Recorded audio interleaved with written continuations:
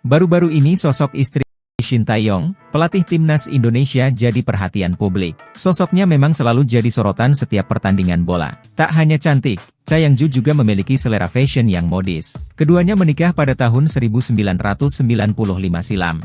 Bahkan Cha Yang-ju disebut awet muda bak seorang idol di Korea. Selama 27 tahun menikah, rumah tangga Shin Tae-yong dan Cha Yang-ju jauh dari gosip miring. Sebaliknya, pasangan ini justru terlihat semakin romantis dan mesra. Dari pernikahan tersebut, Shin Tae-yong dikaruniai 2 orang anak laki-laki. Kedua anak Shin Tae-yong juga seorang pemain sepak bola. Si sulung Shin Jae-won diketahui bergabung dalam klub FC Seoul. Sementara si bungsu Shin Jae-hyuk berada di satu tim dengan pemain timnas Asnawi Mangkualam saat di Ansan Greeners. Menjadi satu-satunya wanita di keluarga, membuat Cha Yang-ju diperlakukan bak ratu oleh suami dan kedua putranya. Bahkan Shin Tae-yong mendapatkan dukungan penuh dari sang istri, Cha Yang-ju dalam karirnya di dunia olahraga. Selain itu, Cha Yang-ju diperlakukan bak ratu oleh suami dan anak-anaknya. Cha bahkan sering berlibur bersama sang suami dan kedua putranya.